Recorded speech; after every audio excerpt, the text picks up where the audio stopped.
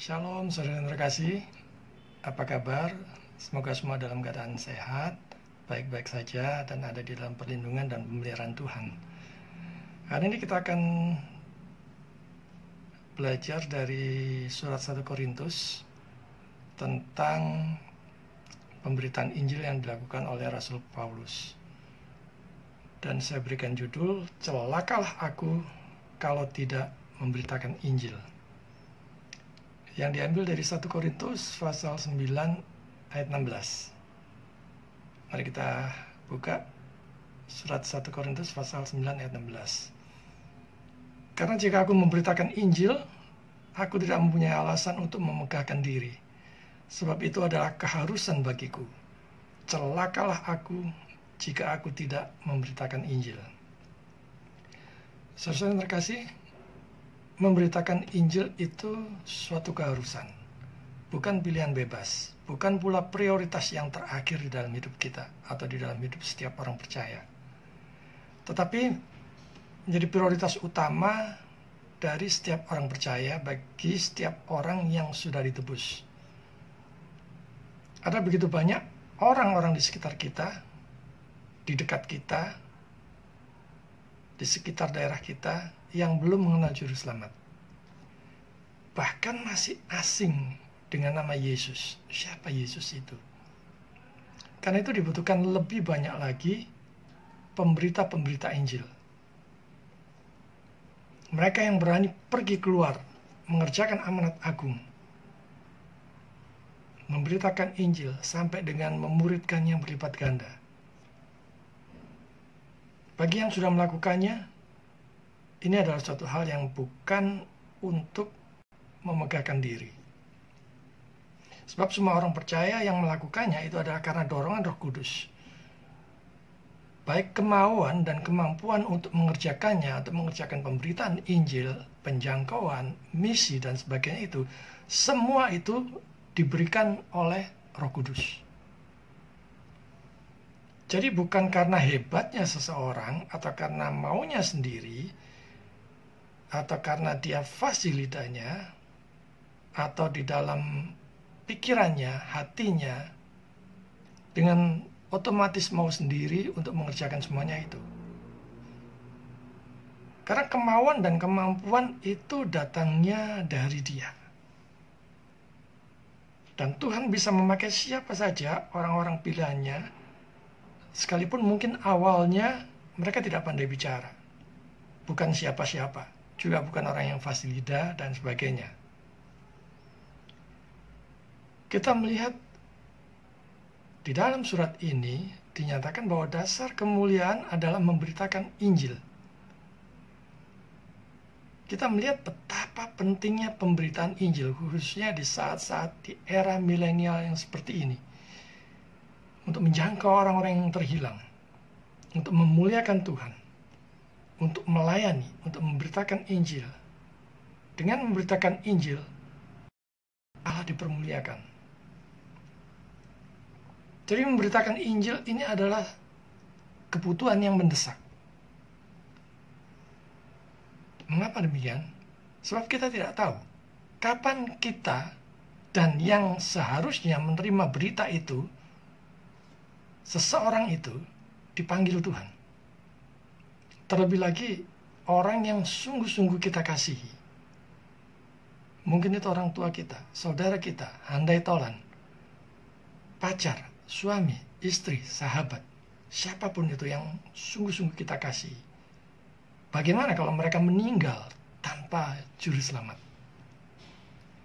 Mereka harus menanggung sendiri seluruh dosa-dosa mereka dari lahir sampai mati tanpa juru selamat. Karena itu, pemberitaan Injil harus dikerjakan sesegera mungkin. Kita sekarang berbicara tentang memberitakan Injil. Untuk menunjukkan betapa pentingnya supaya tidak mencabut diri kita yang sudah ditebus ini dari dasar kemuliaan itu. Jadi dengan cara ini Rasul Paulus tidak akan melakukan apapun selain apa yang telah Tuhan perintahkan. Perintah Tuhan adalah amanat agung, pergi dan jadikan semua bangsa muridku. Dan itulah yang dilakukan oleh Rasul Paulus. Bukan dengan kekuatannya untuk menghindari melakukannya. Ia memuliakan dirinya dengan menjalankan dalam tugas mengajar dengan hati nurani yang murni. Kita bisa melihat itu di dalam 2 Timotius 1 ayat 3. Dan ia berbicara tentang kemuliaan bahwa ia dapat melawan rasul-rasul palsu.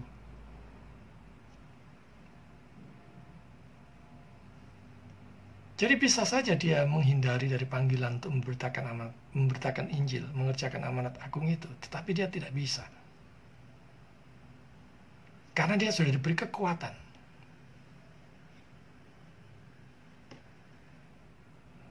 Pelajaran bagi kita. Di dalam kita memberikan kesaksian-kesaksian di dalam pelayanan, khususnya kita memberikan kesaksian-kesaksian pribadi, renungkan. Siapa yang saudara muliakan? Allah atau diri saudara sendiri?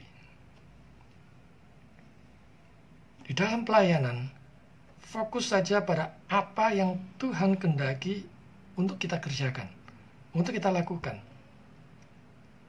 Kerjakan, lakukan itu dengan setia dan sukacita. Saya bisa melihat beberapa hamba Tuhan senior tetap mengerjakannya, meski sudah seharusnya pensiun. Dan seharusnya, saudara yang mungkin lebih muda, yang masih masa depannya masih begitu lama, harusnya lebih giat lagi, dan segera memulai pelayanan pemberitaan Injil.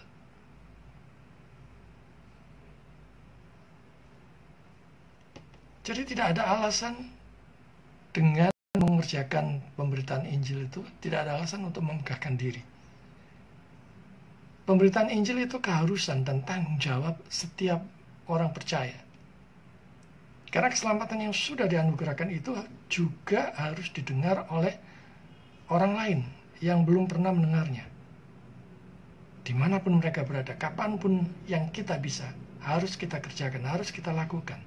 Ini adalah amanat agung, bukan untuk diabaikan. Kalau saudara sudah sungguh-sungguh merasa diselamatkan, ditebus, hati saudara, pikiran saudara harusnya melekat pada panggilan amanat agung ini. Banyak orang yang sudah mengerjakan pelayanan lantas menyombongkan diri. Misalnya, kalau tidak ada aku, pelayanan ini tidak akan berjalan. Aku sudah banyak berkorban, aku sudah banyak memberi, dan sebagainya, dan sebagainya. Saudara kasih, ini adalah suatu kesombongan rohani. Termasuk juga kesombongan di dalam hal misalnya memberi. Aku sudah memberi banyak untuk pelayanan misi suatu gereja atau suatu pelayanan, lembaga pelayanan. Saya tidak perlu kita menyombongkan apapun yang sudah kita kerjakan, apapun yang sudah kita lakukan. Karena semua yang kita kerjakan, yang sudah kita lakukan itu semuanya dari Dia. Sepenuhnya dari Dia. Uang saudara, waktu saudara, kekayaan saudara, talenta saudara, hikmat saudara, semuanya datang dari Dia. Dan kalau kita memberikan yang terbaik buat Tuhan, yang kita lakukan adalah ucapan syukur bahwa kita sudah dipercaya Dia untuk mengerjakan apa yang Dia kehendaki, supaya kita harus kerjakan dan harus kita lakukan. Sekali lagi, pemberitaan Injil ini adalah suatu keharusan. Dan bagi yang sudah dipanggil, jangan pernah saudara mengundurkan diri.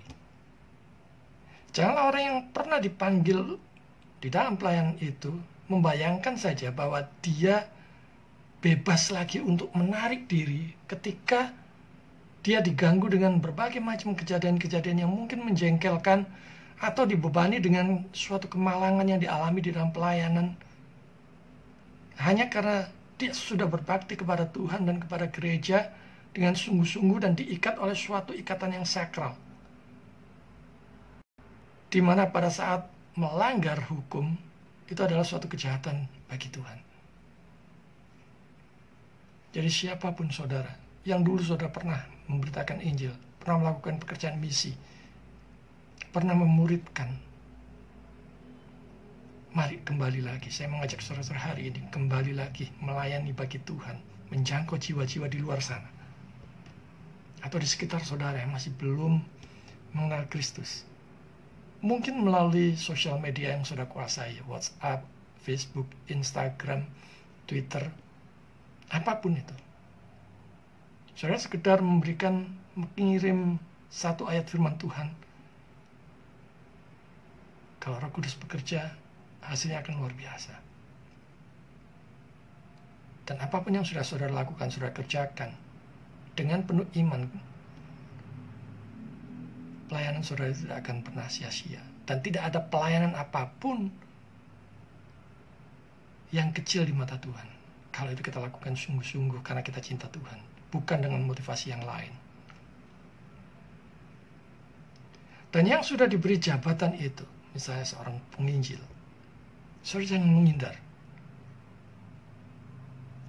Akankah orang yang berhasil menduduki jabatan penginjil itu menghindari kebutuhan ini? Kebutuhan yang begitu mendesak, begitu banyak jiwa-jiwa yang masih belum mengenal Yesus, begitu banyak kebutuhan akan pelayan-pelayan Tuhan, akan para penginjil, pemberita-pemberita Injil. Dan dikatakan di situ di surat Korintus ini dikatakan, celakalah jika tidak memberitakan Injil. Seseorang yang sudah diberi anugerah keselamatan, sudah diberi perlindungan, dan Tuhan sendiri yang memelihara. Tidak adakah rasa terima kasih? Saudara, iman itu anugerah, karya Roh Kudus. Seseorang yang sudah percaya Yesus sebagai satu-satunya Tuhan dan Juru Selamat pribadinya, berarti ada Roh Kudus di sana. Ada Roh Kudus, berarti ada buah-buah. Dan ada keberanian untuk memberitakan Injil, untuk hidup memuliakan Tuhan. Dan ada dorongan hari demi hari, hidupnya dikuasai oleh Roh Kudus semata-mata hanya untuk memuliakan Tuhan. Dan kita bisa koreksi diri. Adakah itu di dalam diri kita? Saat kita sudah menyadari bahwa kita sudah ditebus dari cara hidup kita yang lama, yang sia-sia. Kalau kita lihat di bagian itu, kutukan siap menimpanya jika dia tidak memberitakan Injil. Jadi kutukan itu siap menimpa Rasul Paulus kalau dia tidak memberitakan Injil. Karena dia sudah dipanggil. Dan dia dipanggil untuk itu, untuk mengerjakan hal itu. Karena itu ia dipatasi dengan suatu kebutuhan terhadap pemberitaan Injil itu. Saudara yang terkasih, mari kita gunakan waktu, tenaga, pikiran kita untuk memberitakan Injil kepada semua orang.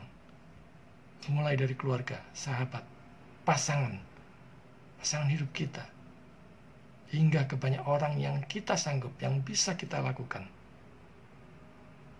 Gunakan uang, harta, properti semua yang kita miliki, yang saudara miliki, untuk mendukung pelayanan pekabaran Injil dimanapun berada. Ada begitu banyak pelayanan misi pekabaran Injil dan pemuritan yang sangat membutuhkan uluran tangan, membutuhkan dukungan saudara. Dukunglah pekerjaan mereka demi kemuliaan Tuhan. Support apa yang saudara bisa berikan untuk mendukung mereka. Dan belajarlah juga untuk juga mengerjakannya, untuk supaya saudara sendiri bisa mampu melakukannya. Kalau saudara tidak tahu caranya, bergabunglah dengan pelayanan misi dan pelayanan Injil di gereja saudara. Kalau di gereja saudara tidak ada itu, belajarlah dari buku-buku atau melihat di YouTube bagaimana menjangkau jiwa-jiwa di perkotaan, di pedesaan, di pedalaman. Dan alokasikan secara khusus berkat saudara untuk pelayanan yang saudara rintis itu. Atau bergabunglah dengan hamba Tuhan yang lain sampai saudara bisa mengerjakannya. Dan mengajarkannya kepada orang lain sampai orang itu juga bisa melakukan seperti yang saudara lakukan. Ketahuilah, jerih lelah saudara di dalam pelayanan bagi hormat dan kemuliaan Tuhan itu tidak akan pernah sia-sia. Tuhan memberkati saudara.